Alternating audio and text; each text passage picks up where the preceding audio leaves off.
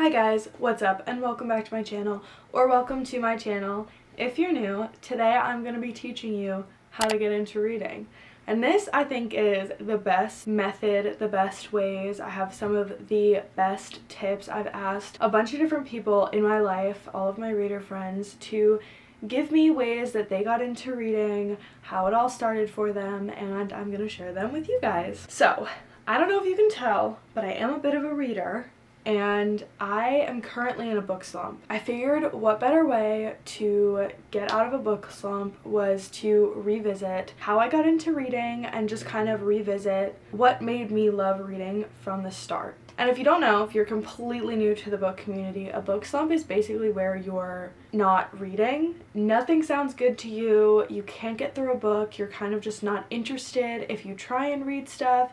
And the more you try and read stuff that you're not into, the further into the slump you're gonna get. Now, I have had some time in a book slump. Like, I have been in some pretty long book slumps. One time I think I was in a book slump for like a year, and it was terrible, but I just figured what better way to just revisit why I got into it, why I love it, and to teach you guys how to get into reading, how to love reading, and just kind of how to navigate the book world, because I think it can be a little bit confusing, so I'm here to help.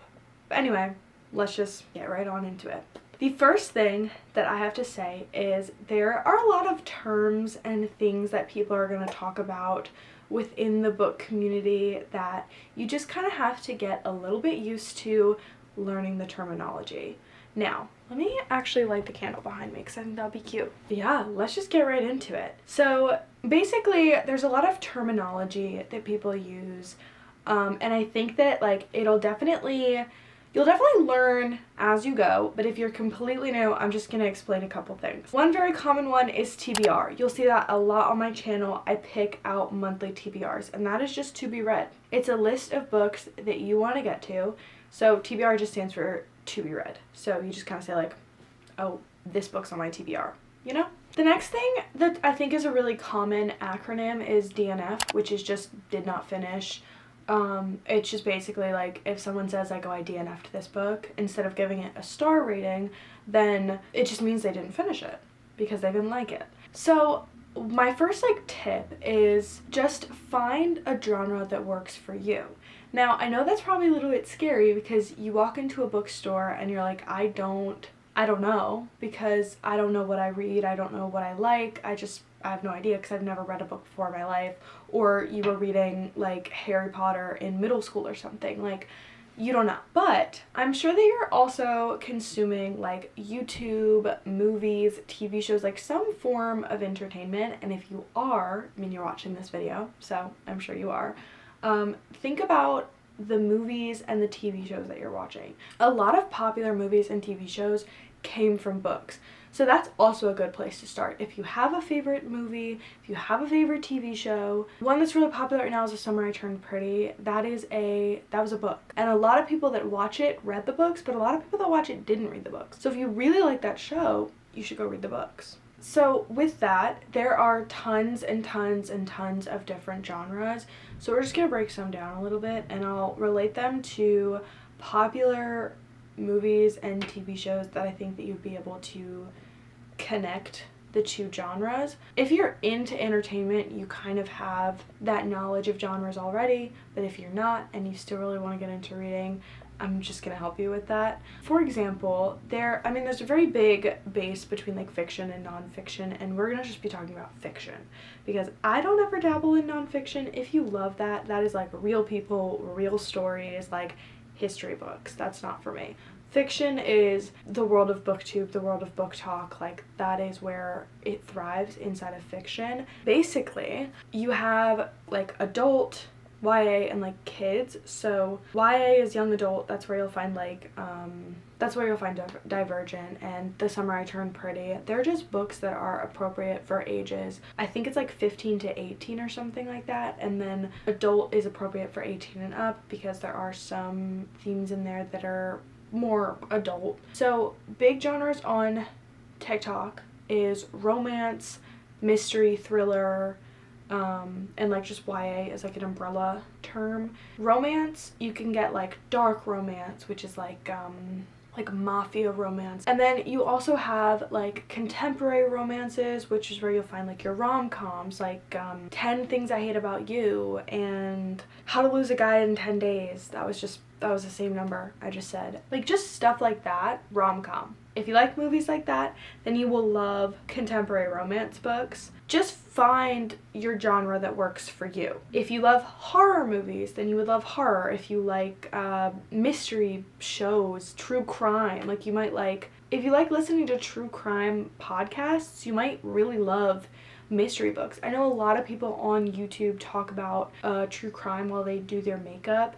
If you like that, you would love a mystery book. Like, it's basically the same thing except you're just reading it. So the next thing that I want to talk about, which kind of goes with that, like if you love listening to a true crime podcast, you could listen to a mystery audiobook. So if you find a genre that you really love, you're gonna have an easier time getting into reading because you're gonna be reading about stuff that really interests you. I would say, like, if you want to get into reading, stay away from reading stuff that's popular on TikTok just because it might not be your taste, it might not be everybody's taste, and then you're reading it and you're like, I don't like this, I don't like reading. But if you really take time to kind of pick a book that you think that you would be genuinely interested in, whether it be popular or really unpopular, like people have no idea who the author is or what the book's about and people aren't talking about it, but if that genuinely interests you, then go for that book, because you're not going to always love what's popular. And I think that's really important when talking about getting into reading, because a lot of people want to get into reading because it's popular on TikTok and YouTube and Instagram and everything. Like, you want to do it because it's popular, but it's not something that you can do just because it's popular, because it is really catered to you. Not everyone is going to have the same opinions about the same books. So that's really important to note too. But anyway, so moving on to my second tip, which is to get into different forms of reading. And I don't mean like different genres, I mean like literal different forms. There are many different ways that you can read a book. You can read a physical book. You can read a PDF that you found online. You could read on a Kindle or an e-reader. You could read on your phone. You could listen to an audiobook. Like, there are so many ways that you can read a book, and I think that exhausting all of those outlets is important. If you are like, I have no money, I can't go buy a book, you can download the Kindle app on your phone. There are completely free books that you can read just through the Kindle app if you just download it onto your phone, and the app is completely free. You can also download the Kindle app on your computer. There's a Kindle website. You can listen to free audiobooks through Audible, which is literally so easy because it's free. And there are good books on there. They're not free because they're bad books. Like, there are good books on there that are free. Also, you can get a library card, which is what I would recommend 110%, is to get a library card, because chances are, now I don't know how high the chance is, but I think most heavily populated areas have a library, and you can get a library card for free if you live in that town, I believe, because that's why it worked for my library. We just went there and I just showed them my ID and I was like, oh, I live here. I have a library card for the library in my school's town, because they do library cards with the university students, so I have 2 library cards. You can go to the library and you can check out books for free, like physically check out books for completely free. They don't charge you to have a library card 9 times out of 10. They usually always say like it's completely free to have a library card. And you can also download an app called Libby. There might be other apps out there that are similar to that, but Libby is, I think, the most widely known. And you basically can hook up your library card to Libby and shop through their ebook and audiobook, like your library's ebook and audiobook catalog. So you can literally just download books and read them on your phone. You can read them through the Libby app, and you can also read them on the Kindle app. You can download audiobooks and just listen to them right off the Libby app. It's great. I love Libby. I wish they were sponsoring me, but they're not. Those are really cheap and easy ways to read books and get into reading. You don't have to have a giant collection like I do. Books are expensive. Like, they really are. And if you don't have the money for them, don't go out and buy them. There are cheap ways that you can get them. You can find them on sale on Amazon and like download the book. You could probably find a PDF online somewhere. I'm not saying do it, but I'm sure that you could if you looked hard enough, okay? Anyway, another thing that is a little bit costly is you can also get a Kindle Unlimited membership, which is about $11 a month if I'm not mistaken.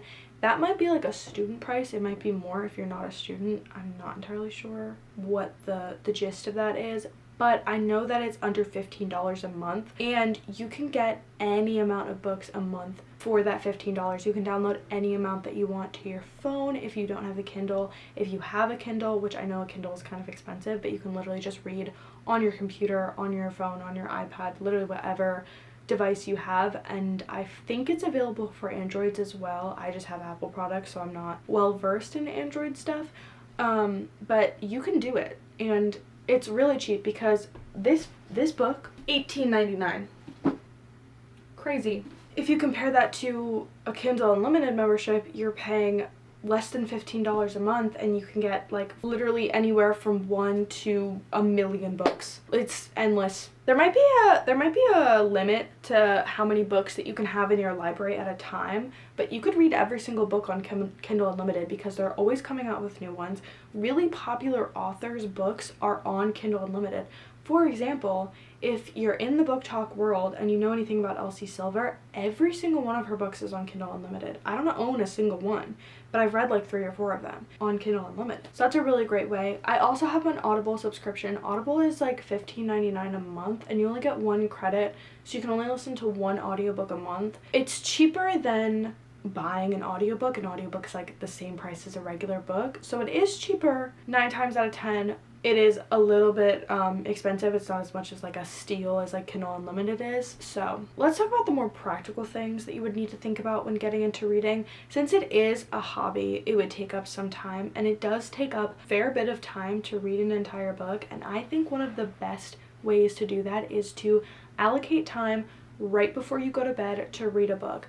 It's not only helpful for you because you're getting in a new hobby, but it's also really helpful for your brain to kind of like turn it off and quiet it down, because your phone is like really harmful to your eyes. Like the UV light or whatever, the blue light, I'm not sure, is like they say is like really harmful to your eyes right before you go to bed. It keeps you up. So reading, I fall asleep immediately. I read for like 30 minutes to an hour every single night before I go to bed, and I fall asleep immediately afterwards. I sit on my phone for 30 minutes to an hour and I'm wired. I'm so up. So definitely look into reading right before bed, because not all of us can fit in reading into like our schedules. I also think that one of the best things that you can do is listen to audiobooks, because as long as you're not listening to it at like 3 times speed and you can still understand what they're saying, I think you're really still getting the entirety of the book. I think people put too much hate on audiobooks because there are some people that kind of like abuse them. They really do just kind of like go off and like just listen to them in like 5 times speed, and you're not understanding them. You're just getting through it just to get through it, and I think that that's a little bit messed up, but that's beside the point. I think that if you're like actually understanding what it's saying, it's like listening to music. I listen to audiobooks. I'm not really a music person, really. I listen to music while I read, but while I'm doing other stuff, I listen to audiobooks. Like while I'm doing homework, if you're in school, while you're doing homework, listen to audiobooks. If you can focus on 2 things at once. If you can't, then don't, because if you're just gonna drown out the audiobook, then it kind of defeats the whole purpose. And also, if you're not paying attention to what you're doing, like schoolwork wise, that's not very good either. My sister, I know, listens to audiobooks while she's working, like at work, at her job. I listen to audiobooks while I do my laundry. I listen to audiobooks while I do literally anything around the house. It's great. I clean, I listen to audiobooks. I'm, like I said, literally anything. I'm making food, I'm listening to audiobooks. Sometimes I listen to audiobooks while I eat because it's hard for me to like hold a book and read while I'm eating. I listen to audiobooks at work. It's great. Are a really good way to read if you don't have time to read but you really still want to, because I'm busy. I mean, I work 40 hours a week. I'm a full-time student at school, and I still find time to read because I'm listening to a lot of audiobooks. And that's why like there's no point in buying a physical book unless you really love it, but there's really no point if you're gonna listen to an audio of it or if you're gonna read it on Kindle or something, because that's just kind of a lot of forms of the same book.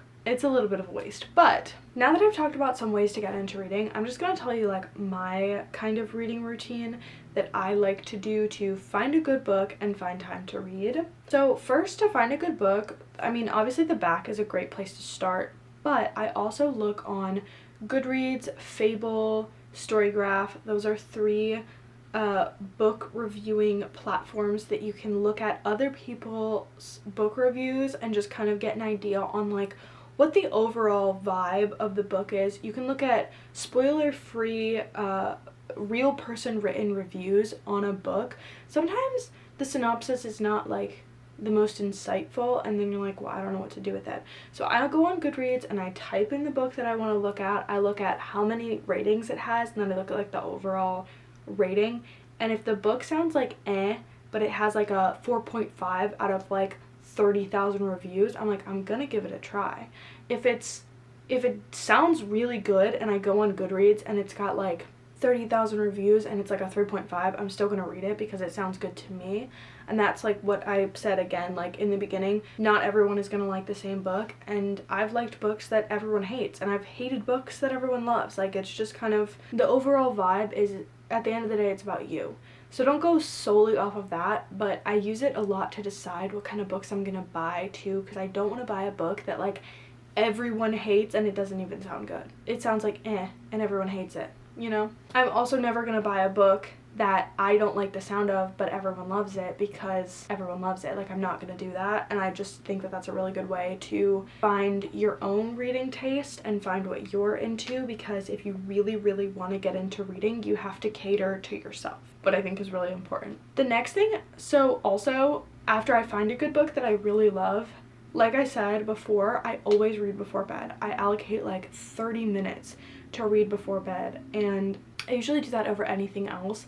If I'm doing something else, like I'm building Legos, right before I started filming this, I was building Legos and listening to an audiobook.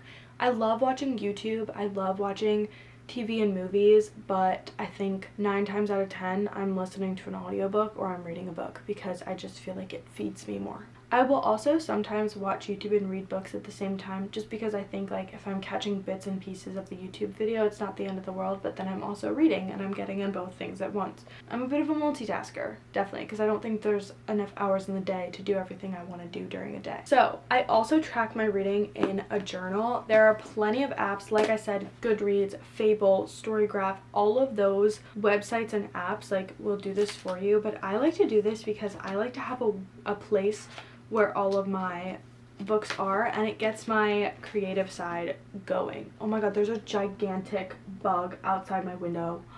That was so scary. It hit the window. I think it really helps me being creative too, and gives like me a place to look at all of the books. And I also will set up like a TBR, which is really important. I think for myself, every single month I set up a TBR. I set up one for the year, just so I kind of know, like, if I really don't know what to read, I have a list of books to gravitate towards. And I think that's also really important. I used to keep a list of it in my phone, but it got kind of confusing, so I started using Goodreads, and I have like a TBR shelf on there. I have to update it because it's really outdated. But like I said, I pick a TBR every month, and like if you're not making videos like this, you don't have to like obviously do like something extravagant about it. You can just literally just 1 week, a month, just pick out every single book that you saw and looked interesting and write it down and be like, this is what I'm gonna read next month, you know? I made a video about my 25 books that I want to read in 2020. I made a video about the 25 books that I want to read in 2025. I'll put it right here on the screen so that you can go and watch that if you want to. I also have a year-long book tracker in here. I think keeping track of books is a really good way to also keep me motivated, and I set a book goal. I want to read 60 books this year, and I think it's a really good way also to keep me motivated to read even when I'm in a slump, because sometimes when I'm in a slump I don't want to get out of it because I'm in the slump. So yeah. Okay, so last thing I want to say is that I made, I think, a really helpful book recommendation video based on a lot of different genres, and I'm going to put it right here so that you can go watch that after you're done with this video. I hope that this was insightful and helpful into how to get into reading. I know that it was kind of a bit of a conjumbled a mess of just my ideas that I just wanted to say and get out there, and hopefully you guys can take these and run away with them so that you too can fall in love with reading the same way that I did. And yeah, I hope you guys enjoyed. Please let me know if you're gonna start your reading journey after this. Please let me know if you're not new to the book world. Give me book recommendations of stuff that you think that I would like, stuff that you really like and you just want me to read. I always say I want book recommendations, and I hope you guys enjoyed hearing about ways to get into reading and my reading routine, and I will hopefully see you guys in the next one. Bye! Mwah!